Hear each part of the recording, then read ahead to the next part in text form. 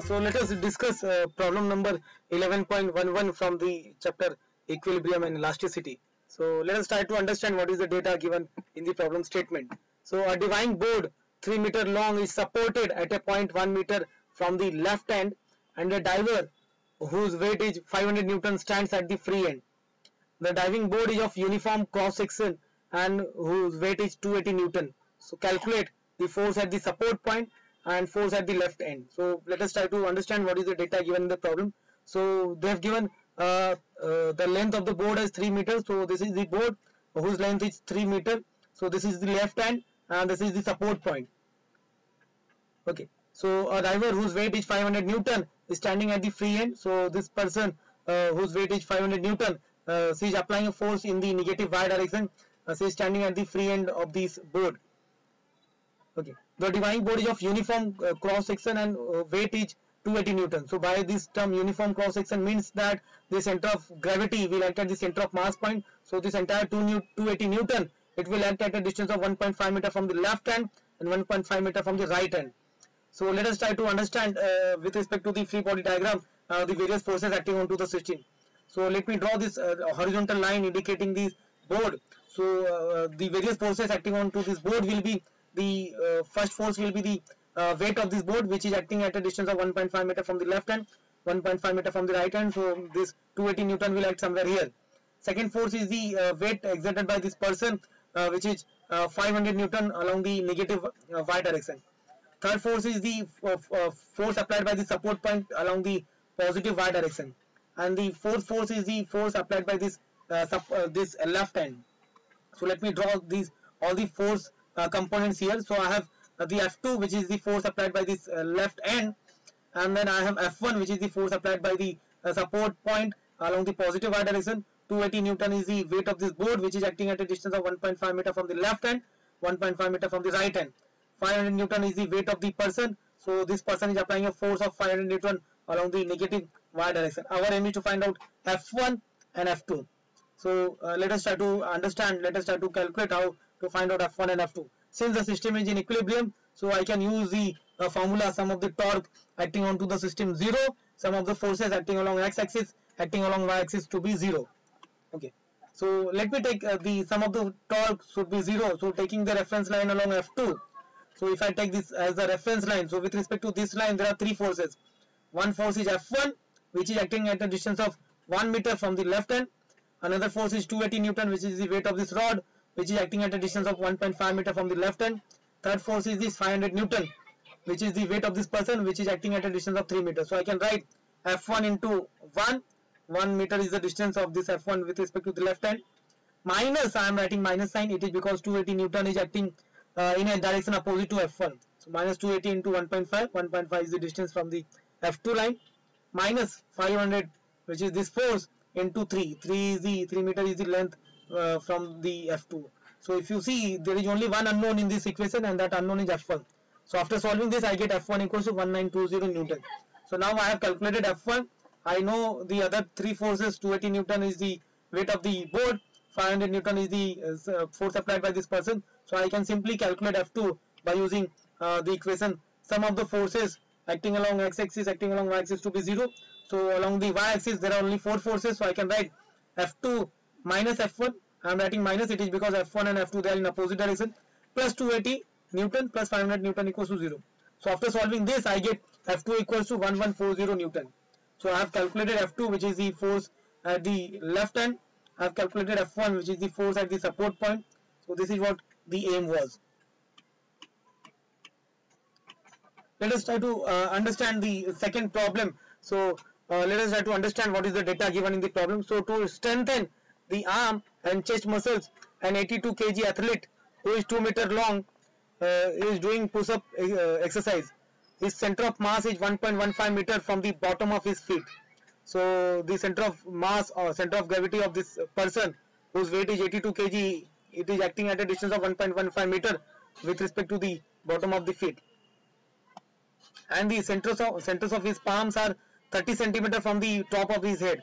So the center of palm is at a distance of 30 centimeter from the top of his head. Calculate the force that the floor exerts on each of his feet and on each of his hand, assuming that both the feet exert the same force and both the palms also exert the same force. So start with the free body diagram. So what they are asking us to calculate the force exerted by the ground onto each of the hand, each of the palm. So if one palm exerts force say Fh, then the ground will also exert the force Fh. So the two hands will exert 2 times Fh. So ground will also exert 2 times Fh along the positive y direction. Similarly, the with respect to the leg, with respect to the feet, suppose one leg is applying, one feet is applying a force Ff, then ground will also exert Ff. So with for the two feet, the ground will exert a force to Ff. So let me just try to indicate all these forces with respect to the, by drawing the free body diagram. So I have a free body diagram here. So from the left hand to the right hand is the length of the person, length of this person, which is 2 meter long. Okay. So at the left side, extreme left side, I have 2Ff, the force applied by the ground onto this person feet. I have 2Fh, the force applied by the ground onto the hand palm, 2Fh. Then I have weight of the person here, which is acting at a distance of 1.15 meter from the bottom of the feet. So this weight is 82 kg. So the force, the weight will be m into g. So 82 into 9.8 will be the weight of this person. Our aim is to calculate this Ff and Fh. So let us try to calculate. So let us use the formula. Since the system is in equilibrium, so sum of the torque should be 0. So if I take the reference line along the Ff line, then with respect to this I have two forces only. One is the weight of the person, another force is this 2Fh. So therefore I can write this 2Fh into 1.7 meter, because this Fh, 2Fh is acting at a distance of 1.7 meter from the bottom of the feet. So 2Fh into 1.7 is the torque due to this force, minus weight of the person. I am writing minus sign, it is because weight of the person is in the opposite direction than the 2Fh. So minus weight of the person W into 1.15 equals to 0.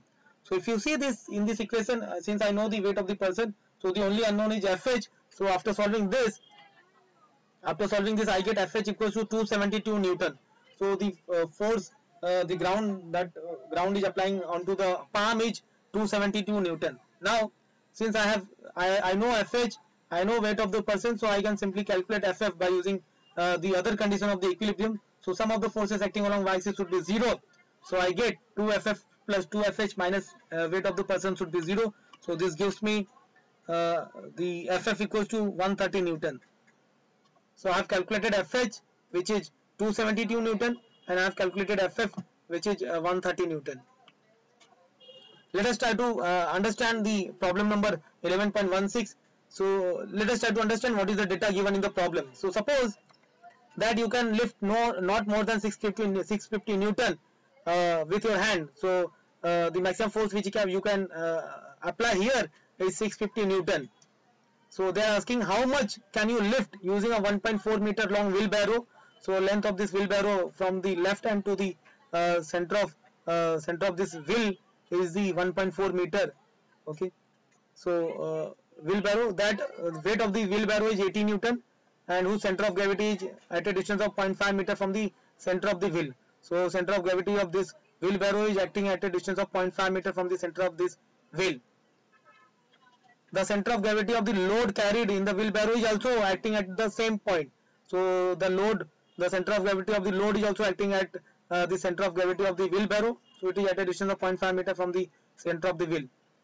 So from where does the force come from to enable you to lift more than 650 Newton? So our aim is to find out how much load you can carry if you apply 650 Newton here, and if you can carry more load, then from where you are getting that energy to carry more load. So let us first try to indicate all the forces acting onto the system by drawing a free body diagram. So let me draw a horizontal line indicating the wheelbarrow and the forces acting onto that wheelbarrow. So I have a horizontal line here indicating the wheelbarrow. So this is the 1.4 meter long wheelbarrow. If you see this horizontal line, then I have the normal reaction applied by the ground onto this wheel in the positive y direction. I have center of gravity of this wheelbarrow and weight of this load. So I have WWB, which is the weight of the wheelbarrow, plus W, which is the weight of the load. So both of these, they are acting at the same distance, 0.5 meter, with respect to this center of wheel uh, on the right side. Then I have force applied by this person F along the positive y direction. So now I have indicated all the forces acting onto the system. Our aim is to find out the amount of load that can be carried by applying 650 Newton onto the left side, and the normal force of normal direction applied on the right side. So since this normal direction is also unknown, this weight of the load is also unknown.